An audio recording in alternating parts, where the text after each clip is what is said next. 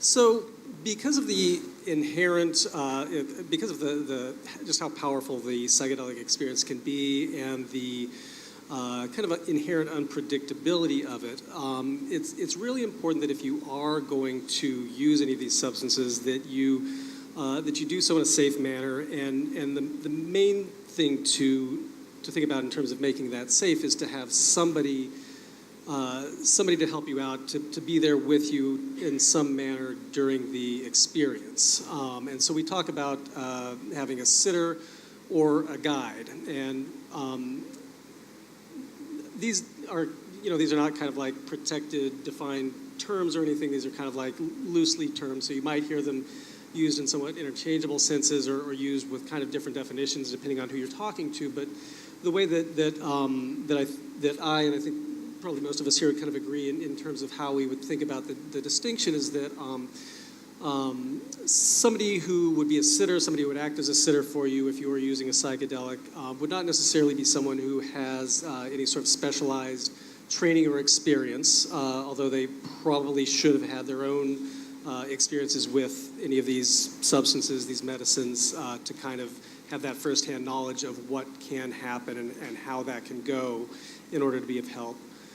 But generally, as somebody who's acting as a sitter, their primary function is going to be to kind of keep you physically safe, to kind of act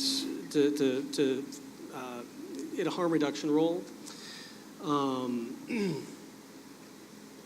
to help ground you if you're having a little difficulty staying grounded enough, to keep you from doing anything that could harm you or harm someone else. And probably also to kind of function a little bit as a kind of personal assistant or a butler during the experience, somebody that can maybe help you get some water if you need to, or help you get to the bathroom if you're unsteady on your feet, to answer the door if the Jehovah's Witnesses show up at the wrong time. So, which you don't probably want to be dealing with that at that point in time. Or it might be the perfect time for them, I don't know. They get you in a very vulnerable, open state, but anyway. So if those are kind of the functions that somebody who's acting as a sitter would serve. And again, it could be a friend, it could be a spouse, a partner, it could be any number of folks. But again, it doesn't necessarily have to be someone who's got any sort of like specialized training, let's say. And probably somebody who's not going to be necessarily doing anything to help you kind of, let's say get the most out of the experience. Again, this is not necessarily the case, but they're really there just to kind of keep you safe.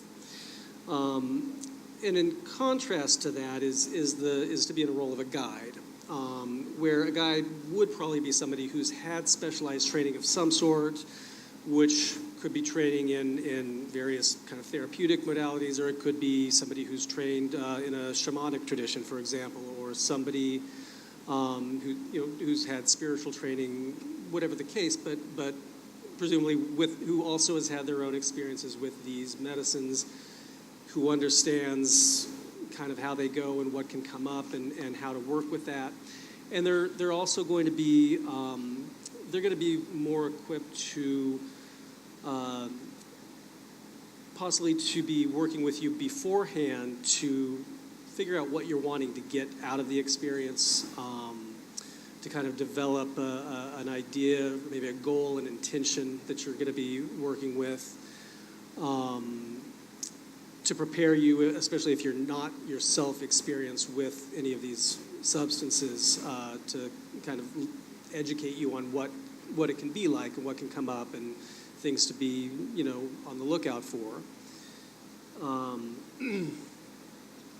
And then probably also afterwards working with you in some capacity, in some form, to help you to integrate that experience, to help you understand it better, to learn from it, to be able to apply it more as fully as possible to your life afterwards.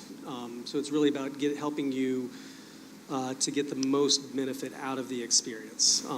And then in the role of a guide, they would also be there during the experience also, first and foremost, providing that harm reduction and that safety function, keeping you safe, keeping you to some degree grounded, to keep you from acting maybe in a physical manner that might put yourself at risk of harm, to help if things become difficult for you, possibly to help you get through that through different techniques to help center you, ground you, and to work through whatever, the anxiety, the fear, whatever the case is that's coming up.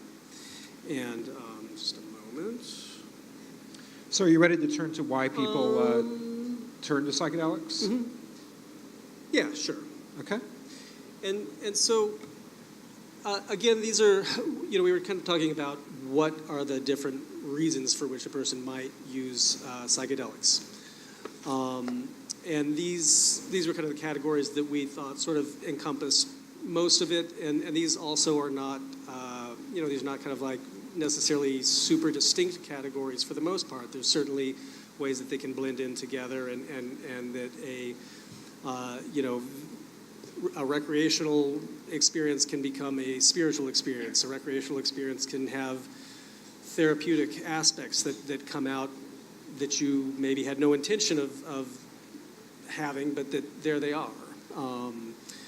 A therapeutic experience can be very fun, and so on. So, but we kind of thought about these in terms of a couple different sort of categories, and depending on what sort of you're going into it for, what your goal is, that might affect whether you're looking for somebody who can just be there in the role of a sitter, or somebody who might be there in the role of a guide of some sort.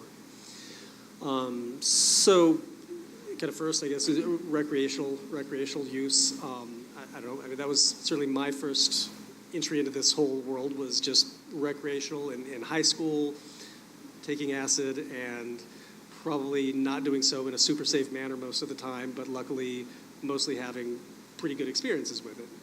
So this is just to have fun, to experience things in a different way. Psychedelics can be fantastic for kind of bringing up, the humor and the absurdity of kind of the way that people act and things that people do, and to kind of laugh about things that you had never noticed could be funny before, for example.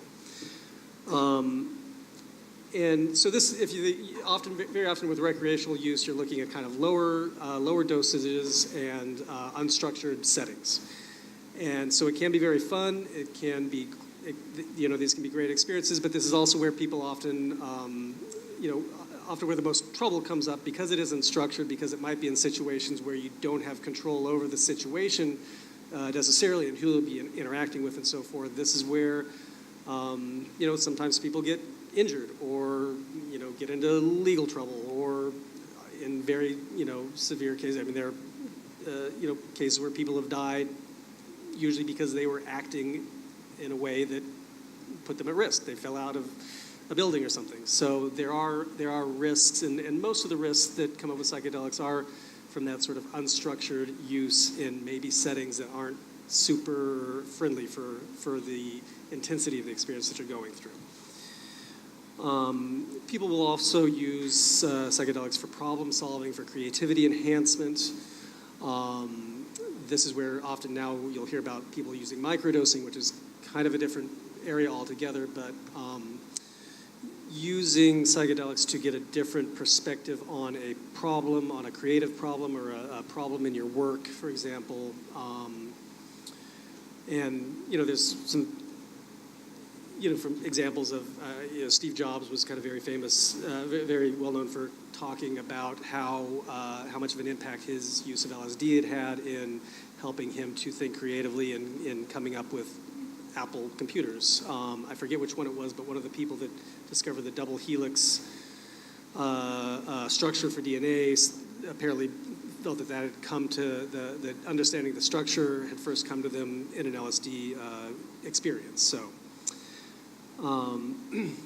Then there's also people who will use psychedelics for spiritual growth and spiritual development.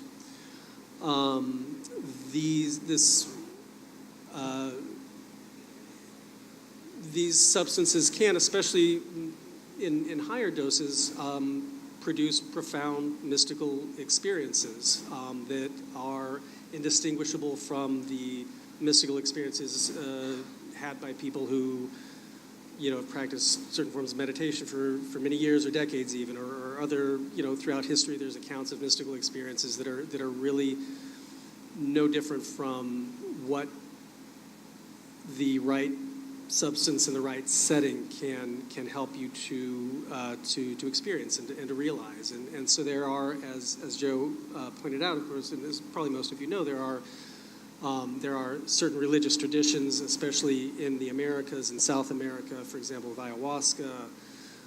There are formal churches that have developed, especially in Brazil, that use these.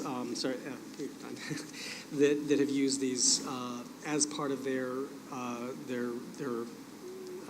religious beliefs, and so there are those uses, and then psychotherapeutic use, which is kind of where most of us are coming at this from to some degree, which is using them to help work through problems in life and in understanding personal experiences, possibly working through traumas, as Jane will be talking about in a moment. And there was a lot of history of the use of psychedelics for therapeutic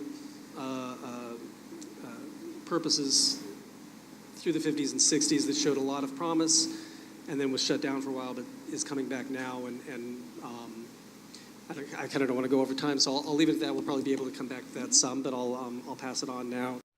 Portland Psychedelic Society and Oregon Psilocybin Society are proud to announce Paul Stamets speaking at the Newmark Theater in Portland, Oregon, September 20th. Tickets go on sale July 24th.